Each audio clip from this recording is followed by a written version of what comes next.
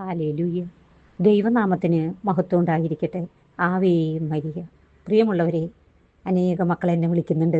വിളിക്കുന്നവരൊക്കെ പറയും, ചേച്ചി ഞങ്ങൾക്ക് പ്രാർത്ഥിക്കാൻ സാധിക്കുന്നത് തകർന്നിരിക്കുമ്പോൾ ചേച്ചിയുടെ ആ ഒരു വചനപ്രഘോഷണം കേട്ട് കഴിയുമ്പോൾ സടകുടഞ്ഞെഴുന്നേറ്റ് ജപമാല എടുക്കും, അല്ലെങ്കിൽ ബൈബിൾ എടുക്കും. അത്രയും പ്രാർത്ഥിക്കാനുള്ള ഒരു ഇൻസ്പിരേഷൻ അപ്പോൾ തന്നെ ഞങ്ങൾക്ക് കിട്ടുകയാണ്. ഇത് കേൾക്കുമ്പോൾ തന്നെ എനിക്ക് ഭയങ്കര സന്തോഷം. അതായത് കർത്താവ് എന്നെ ഏൽപ്പിച്ച ഈ ജോലിയിൽ ഞാൻ മുടക്കം വരുത്താതെ എൻ്റെ സഹനത്തിൻ്റെ തീച്ചുളയിൽ നിന്ന് എരിഞ്ഞുകൊണ്ട് എനിക്കിത് നിങ്ങളോട് പറയാൻ സാധിക്കുന്നതിന് ആദ്യം തന്നെ ഞാൻ കർത്താവിനോട് കോടാനുകൂടി നന്ദി പറയുന്നു. പ്രിയമുള്ള മക്കളെ, ഞാനിപ്പോൾ ഈ പറയാൻ പോകുന്ന വചനത്തെ സംബന്ധിച്ച്, അതായത് വിവാഹത്തെ സംബന്ധിച്ചാണ് പറയുന്നത്. കുടുംബ വിളിയെക്കുറിച്ച്. ഓരോരുത്തർക്ക് ഓരോ വിളിയാണ് കുട്ടികളെ. വിവാഹം, വൈദികർ, സന്യസ്തർ, ഏകസ്ഥർ, പലർക്കും പല വിളിയാണ്. അതിൽ ദൈവഹിതം നിറവേറ്റി ഓട്ടം പൂർത്തിയാക്കുകയാണ് നാം ചെയ്യേണ്ടത്.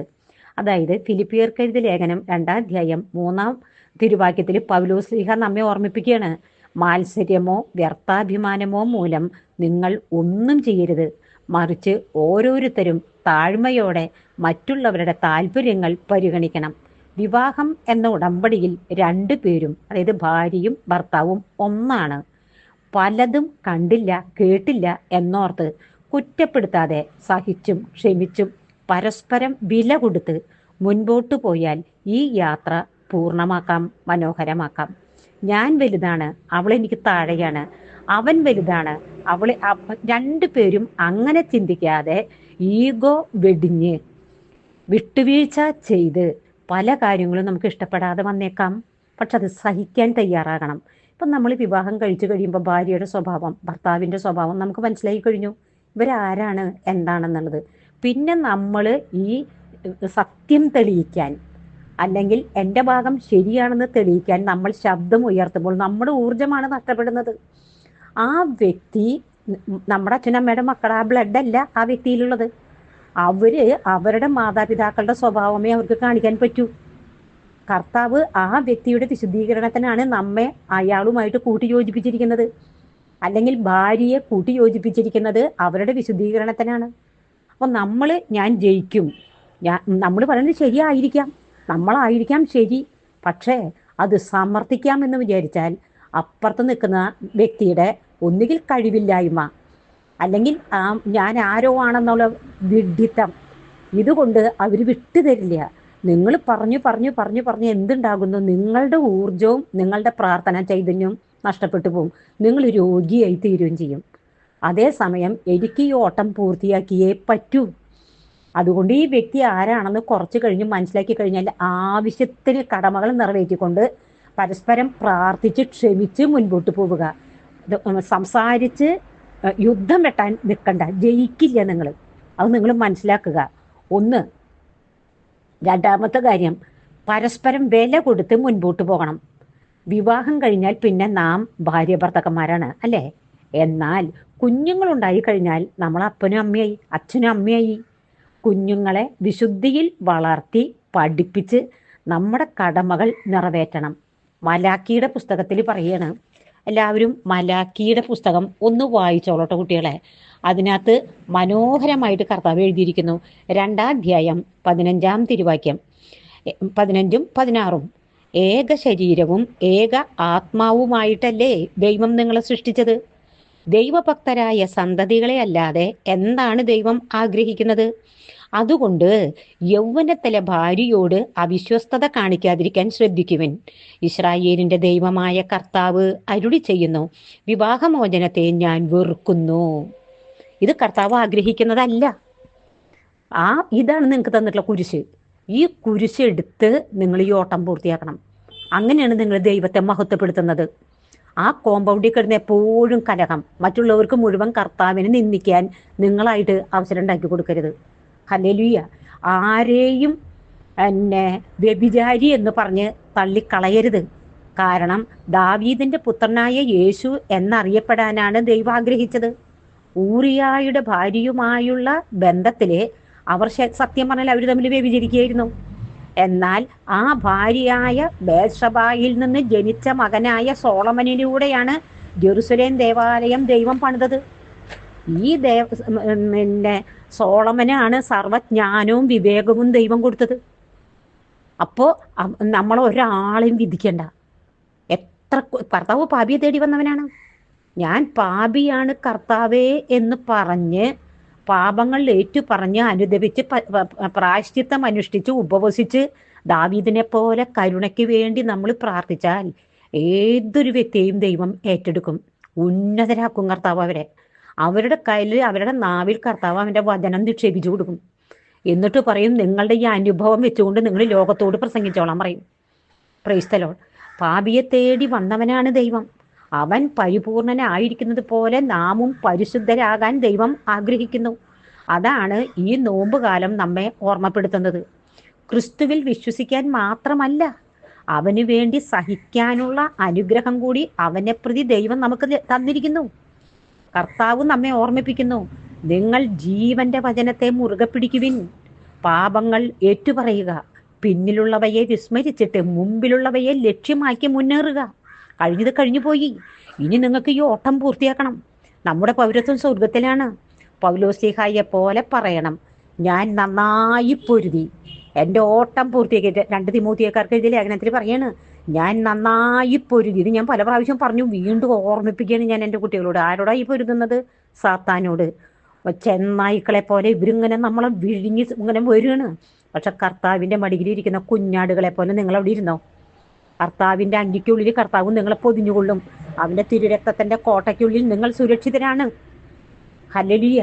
എന്നിട്ട് പറയാ, പൗലോസ്ലീഹായെ പോലെ പറയണം, ഞാൻ നന്നായി പൊരുതി എൻ്റെ ഓട്ടം പൂർത്തിയാക്കി, എൻ്റെ വിശ്വാസം കാത്തു, നീതിയുടെ കിരീടത്തിനായി ഞാൻ നിൽക്കുന്നു.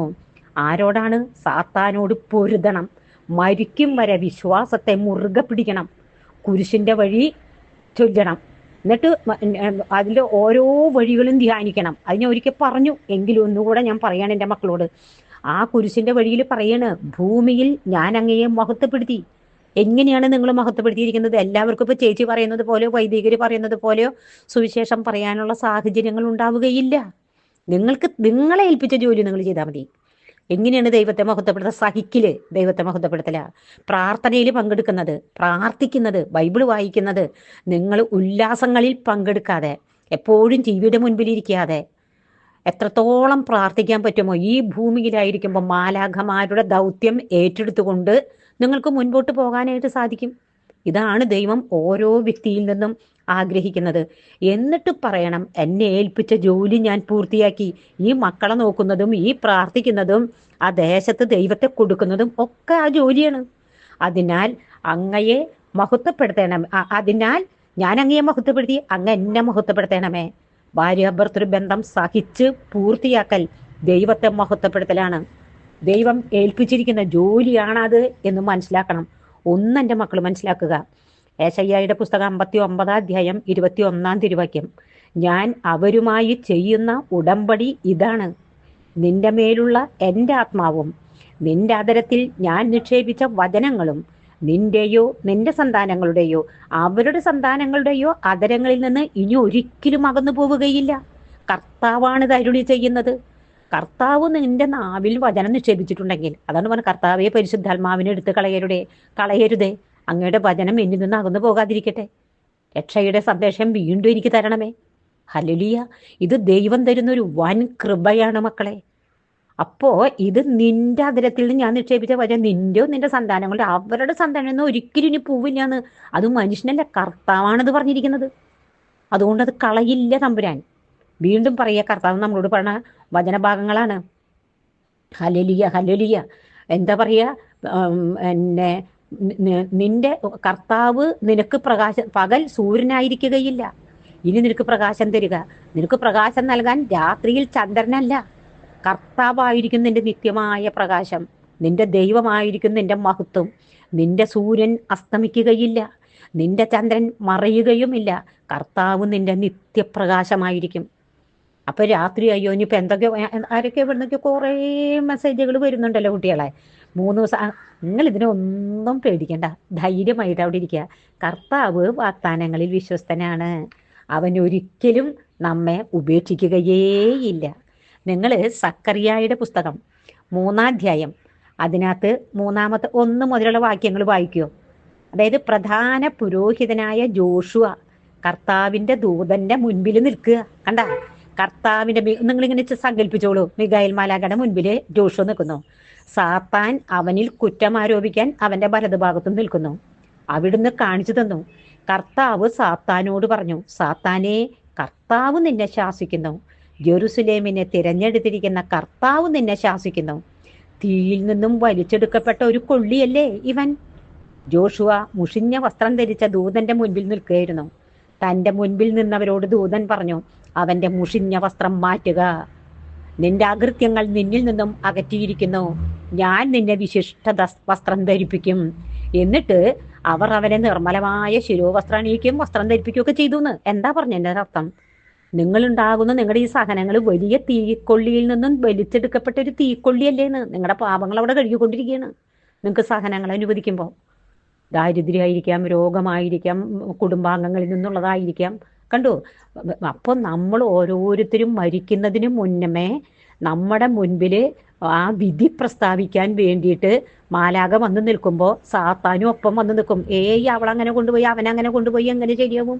എന്തുമാത്രം പാപം ചെയ്തിട്ടുള്ള വ്യക്തിയാ ഇത് പറയും നാളെ. അപ്പോൾ പിടിപിടി നടക്കരുത് അവിടെ.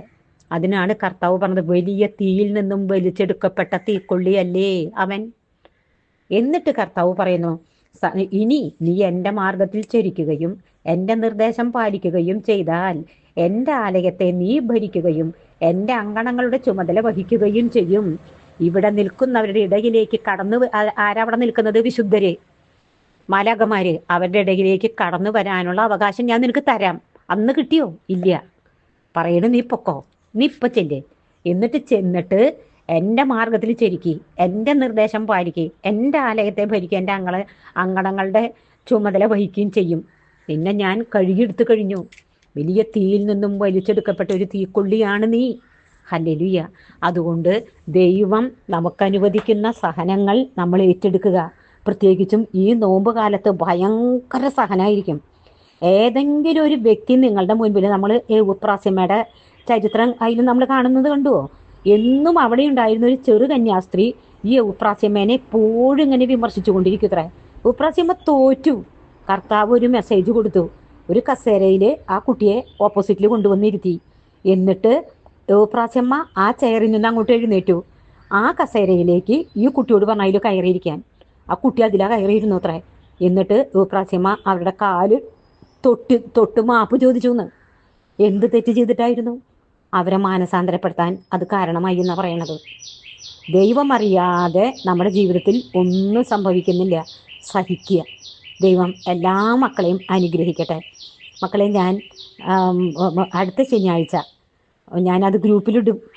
ഞാൻ 5 ദിവസത്തെ ധ്യാനത്തിന് പോവുകയാണ്.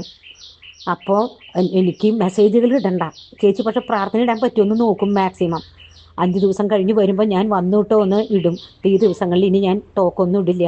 അപ്പോൾ ദൈവം എല്ലാ മക്കളെയും അനുഗ്രഹിക്കട്ടെ എന്ന് പ്രാർത്ഥിക്കുന്നു. ലോകം മുഴുവനും വേണ്ടി പ്രാർത്ഥിക്കുന്നു. അമ്മേ മാതാവേ, നീതിമാനായ വിശുദ്ധ പിതാവേ, അപ്പസ്തോല ഗണങ്ങളെ, മാലാഖമാരെ, വിശുദ്ധരെ, നിങ്ങൾ ഞങ്ങൾക്കായി പ്രാർത്ഥിച്ചതിന് നന്ദി. തുടർന്നും ഞങ്ങൾക്ക് വേണ്ടി പ്രാർത്ഥിക്കണമേ എന്ന് താഴ്മയോടെ യാചിച്ചുകൊണ്ട് നിത്യം പിതാവും പുത്രനും പരിശുദ്ധാത്മാവുമായി സർവശക്തനായ ദൈവമേ, ആമേൻ.